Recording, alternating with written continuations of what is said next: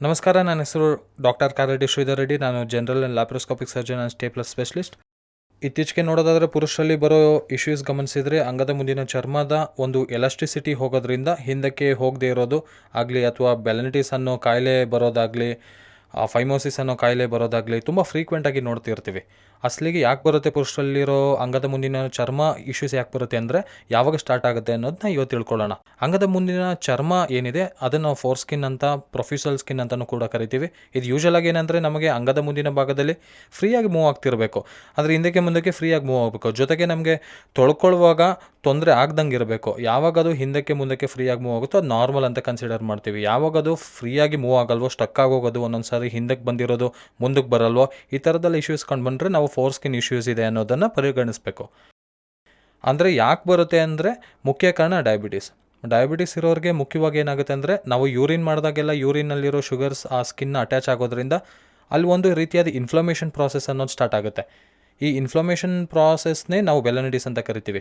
So ಬೆಲನಿಟಿಸ್ ಇರೋರಿಗೆ ಏನಾಗುತ್ತೆ ಅಂದರೆ ಅಂಗದ ಒಂದು ಮುಂದಿನ ಚರ್ಮ ಅನ್ನೋದು ಎಲಾಸ್ಟಿಸಿಟಿ ಹೋಗಿ ಮಂದವಾಗಿ ಬದಲಾಗ್ತಿರುತ್ತೆ. ಕಲರ್ ಚೇಂಜ್ ಆಗೋವಂಥದ್ದು, ನಾವು ಹಿಂದಕ್ಕೆ ಗಟ್ಟಿಯಾಗಿ ಬಲವಂತವಾಗಿ ಎಳೆದ್ರೆ ಕ್ರ್ಯಾಕ್ಸ್ ಬರೋವಂಥದ್ದು, ಕಲರ್ ಚೇಂಜ್ ಆಗಿರೋದನ್ನು ನಾವು ನೋಡ್ತಿರ್ತೀವಿ. ಒಂದು ರೀತಿಯಾದ ಜಿಗುಟಿನ ಪದಾರ್ಥ ಹೊರಗೆ ಬರೋದು, ಇಚ್ಚಿಂಗ್ ಬರೋವಂಥದ್ದು.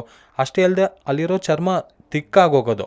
ಮಾಮೂಲಿಯಾಗಿ ಚರ್ಮ ನಾರ್ಮಲ್ ಆಗಿ ತೆಳುವಾಗಿರಬೇಕು, ಚರ್ಮ ಮಂದ ಆಗೋಗುತ್ತೆ, ತಿಕ್ಕಾಗೋಗೋದ್ರಿಂದ ಚರ್ಮ ಅನ್ನೋದು ಹಿಂದಕ್ಕೆ ಬರೋದಿಲ್ಲ. ಅಲ್ಲಿವರೆಗೂ ಫ್ರೀಕ್ವೆಂಟಾಗಿ ಚೆನ್ನಾಗಿ ಹಿಂದಕ್ಕೆ ಬರ್ತಿದ್ದ ಚರ್ಮ ಈಗ ಸಡನ್ನಾಗಿ ಶುಗರ್ ಅಟ್ಯಾಕ್ ಆಗೋದ್ರಿಂದ ಅಥವಾ ಶುಗರ್ ಲೆವೆಲ್ ಇಂಬ್ಯಾಲೆನ್ಸ್ ಆಗಿರೋದ್ರಿಂದ ಅಲ್ಲಿರೋ ಚರ್ಮ ಹಿಂದಕ್ಕೆ ಬರಲ್ಲ. ಹಾಗಾಗಿ ನಾವು ಇದನ್ನು ಓವರ್ ಅ ಪೀರಿಯಡ್ ಆಫ್ 2-3 ಡೇಸ್ನಲ್ಲೇ ನಾವು ಚೇಂಜಸ್ ಗಮನಿಸ್ಬೋದು. ಈ ರೀತಿಯಾದ ಚೇಂಜಸ್ನ ನಾವು ಬೆಲನಿಟಿಸ್ ಅಂತೀವಿ. ಇದು ಒಂದು ಇನ್ಫ್ಲಮೇಟರಿ ಪ್ರಾಸೆಸ್. ಇದು ಇನ್ಫೆಕ್ಷನ್ ಅಲ್ಲ. ಇನ್ಫೆಕ್ಷನ್ ಅಂದರೆ ಯಾವುದೋ ಬ್ಯಾಕ್ಟೀರಿಯಾನಿಂದ, ವೈರಸ್ನಿಂದ ಬರುತ್ತೆ. ಬಟ್ ಇದು ಒಂದು ರೀತಿಯಾದ ಇನ್ಫ್ಲಮೇಟರಿ ಪ್ರಾಸೆಸ್ ಅಂತೀವಿ. ಇನ್ಫ್ಲಮೇಟರಿ ಪ್ರಾಸೆಸ್ನಿಂದ ನಮಗೆ ಈ ರೀತಿಯಾದ ಚರ್ಮದ ಎಲಾಸ್ಟಿಸಿಟಿ ಹೋಗುತ್ತೆ. ಆ್ಯಂಡ್ ಎಲಾಸ್ಟಿಸಿಟಿ ಹೋಗೋದ್ರಿಂದ ಅಲ್ಲಿರೋ ಚರ್ಮ ಹಿಂದಕ್ಕೆ ಬರೋದಿಲ್ಲ.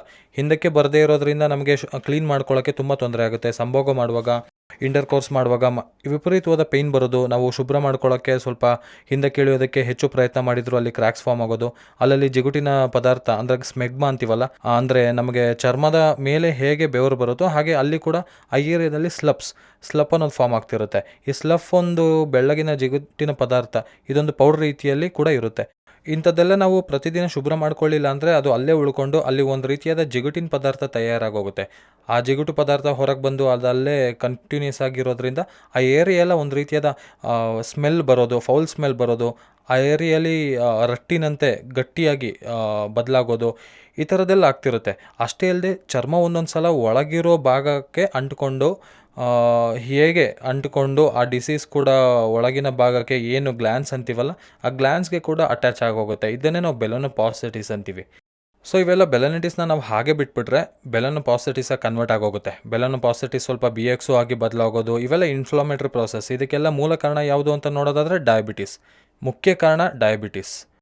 ಸೊ ಇಂಥವೆಲ್ಲ ನಾವು ಏನು ಮಾಡಬೇಕು ಅಂದರೆ ಯಾವ ಥರ ಚಿಕಿತ್ಸೆ ಅವೈಲೇಬಲ್ ಇದೆ ಅನ್ನೋದನ್ನು ಔಷಧಿಯಿಂದ ನಾವು ವಾಸಿ ಮಾಡ್ಕೋಬೋದಾ ಅಂತ ತುಂಬ ಜನ ನನ್ನ ಕೇಳ್ತಿರ್ತಾರೆ. ಇದು ಔಷಧಿಯಿಂದ ಕಡಿಮೆ ಆಗುತ್ತೆ, ಆದರೆ ರಿಕರೆಂಟಾಗಿ ಬರ್ತಿರುತ್ತೆ.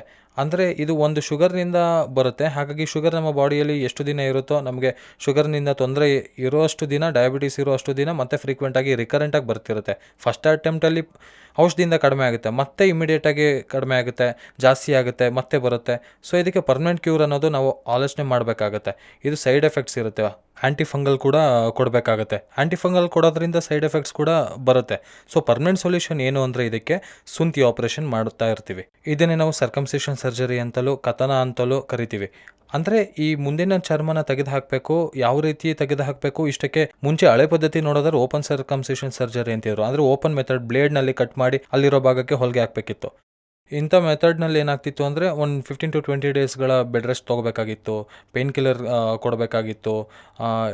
ಇದರಿಂದ ಅಷ್ಟು ಕಾಸ್ಮೆಟಿಕ್ ರಿಸಲ್ಟ್ ಕೂಡ ಚೆನ್ನಾಗಿ ಬರ್ತಿರಲಿಲ್ಲ. ಆನಂತರ ನೋಡೋದಕ್ಕೆ ವಕ್ರಾಗಿ ಕಾಣ್ತಿತ್ತು, ಜಿಗ್ಜ್ಯಾಕ್ ಇದ್ದಂತೆ ಕಾಣ್ತಿತ್ತು.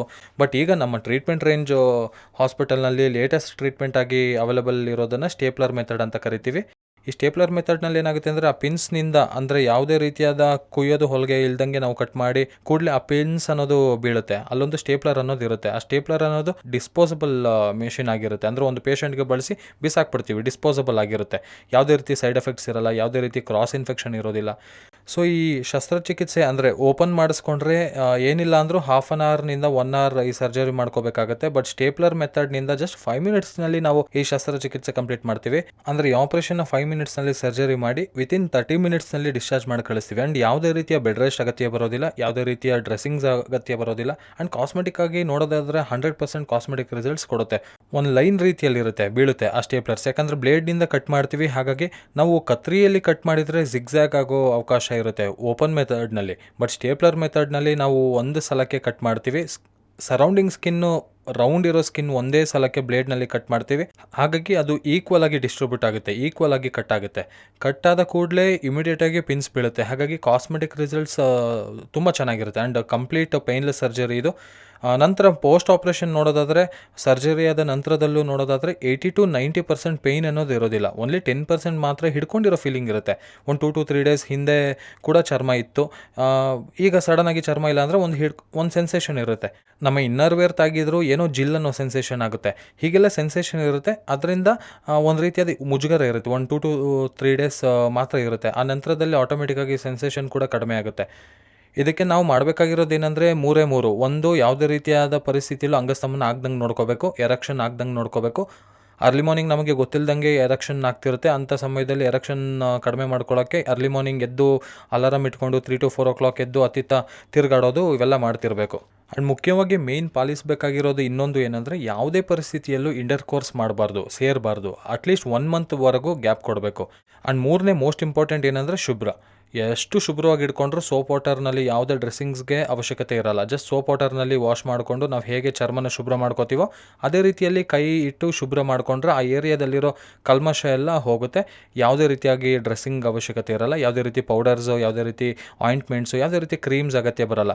ಅದಷ್ಟಲ್ಲದೆ ಒನ್ಸ್ ಚರ್ಮ ಹೀಲ್ ಆಗೋಗಿದೆ ಅಂದರೆ ಆಟೋಮೆಟಿಕ್ಕಾಗಿ ಪಿನ್ಸ್ ಎಲ್ಲವೂ ಸಿಲಿಕಾನ್ ರಿಂಗ್ ಅನ್ನೋದು ಇರುತ್ತೆ. ಆ ಸಿಲಿಕಾನ್ ರಿಂಗ್ ಯಾಕೆ ಉಪಯೋಗಕ್ಕೆ ಬರುತ್ತೆ ಅಂದರೆ, ನಮಗೆ ಡೈರೆಕ್ಟ್ ಪಿನ್ಸ್ ಅನ್ನೋದು ಸ್ಕಿನ್ ಮೇಲೆ ಬೀಳದೆ ಸಿಲಿಕಾನ್ ರಿಂಗ್ ಅನ್ನೋದು ಮಧ್ಯದಲ್ಲಿರುತ್ತೆ. ಅಂದರೆ ಸಿಲಿಕಾನ್ ರಿಂಗ್ ಚರ್ಮಕ್ಕೆ ಪಿನ್ಸ್ಗೆ ಮಧ್ಯದಲ್ಲಿರುತ್ತೆ.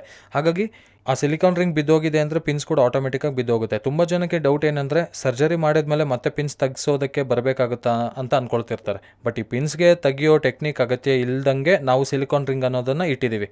ಸೊ ಆ ಸಿಲಿಕಾನ್ ರಿಂಗ್ ಒಂದು ಸಲ ಬಿದ್ದೋಯ್ತು ಅಂದರೆ ಆಟೋಮೆಟಿಕ್ಕಾಗಿ ಪಿನ್ಸ್ ಕೂಡ ಉದುರೋಗುತ್ತೆ. ಇದನ್ನು ನೋಡ್ಕೊಳ್ಳೋದಾದರೆ ಒಂದು ಶುಭ್ರವಾಗಿ ಇಟ್ಕೊಂಡ್ರೆ 8 to 10 ಡೇಸ್ನಲ್ಲಿ ಬಿದ್ದೋಗುತ್ತೆ. ಸ್ವಲ್ಪ ಭಯ ಬಿದ್ದು ಡಯಾಬಿಟಿಸ್ನಿಂದಲೋ ಅಥವಾ ಇನ್ನೇನಾದರೂ ಈ ಥರ ಕಾರಣಗಳಿಂದ ತೊಳೆದೇ ಇದ್ದರೆ, ಇಮಿಡಿಯೇಟಾಗಿ ಆಗದೇ ಇದ್ದರೂ ಸಹ 12 ದಿನಗಳಿಂದ 13 ದಿನಗಳವರೆಗೆ ನಮಗೆ ಆ ಪಿನ್ಸ್ ಎಲ್ಲವೂ ಬಿದ್ದೋಗುತ್ತೆ. ಒಂದು ಪಿನ್ ಬಿದ್ದೋಗಿದೆ ಅಂದರೆ ಯಾವುದೇ ರೀತಿ ಪ್ರಾಬ್ಲಮ್ಸ್ ಇರಲ್ಲ, ಎಲ್ಲ ಫ್ರೀ ಆಗಿರುತ್ತೆ. ಸೊ ಯಾರಿಗಾದರೂ ಇಂಥ ಬೆಲನಿಟಿಸ್, ಬೆಲನೋಪಾಸಿಟಿಸ್ ಇದ್ದರೆ ಈ ಮುಂಚಿನ ಹಾಗೆ ಭಯ ಪಡೆಯೋ ಅಗತ್ಯ ಇರೋದಿಲ್ಲ. ಈಗ ಲೇಟೆಸ್ಟ್ ಮೆಥಡ್ ಏನಿದೆ, ಸ್ಟೇಪ್ಲರ್ ಮೆಥಡ್ ಅನ್ನೋದು ಅವೈಲಬಲ್ ಆಗಿದೆ.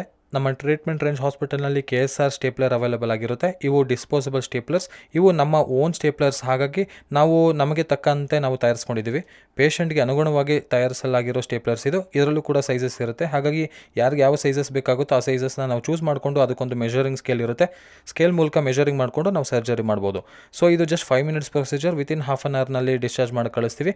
ಹಾಗಾಗಿ ಟ್ರೀಟ್ಮೆಂಟ್ಗೆ ಭಯಪಡೋ ಅಗತ್ಯ ಇರೋದಿಲ್ಲ. ಯಾರಿಗಾದರೂ ಬೆಲನಿಟಿಸ್ ಆಗಲಿ, ಬೆಲನೋಪಾಸಿಟಿಸ್ ಆಗಲಿ, BXO ಆಗಲಿ ಇಂಥದ್ದು ಕಂಡು ಬಂದಲ್ಲಿ ತಪ್ಪದೆ ಟ್ರೀಟ್ಮೆಂಟ್ ರೇಂಜ್ ಹಾಸ್ಪಿಟಲ್ನಲ್ಲಿ ನನ್ನ ಕನ್ಸಲ್ಟ್ ಮಾಡ್ಬೋದು. ಈ ಸ್ಟೇಪ್ಲರ್ ಮೂಲಕ ಸರ್ಕಮ್ಸೇಷನ್ ಸರ್ಜರಿ ಮಾಡಿಸ್ಕೋಬೋದು. Thank you very much.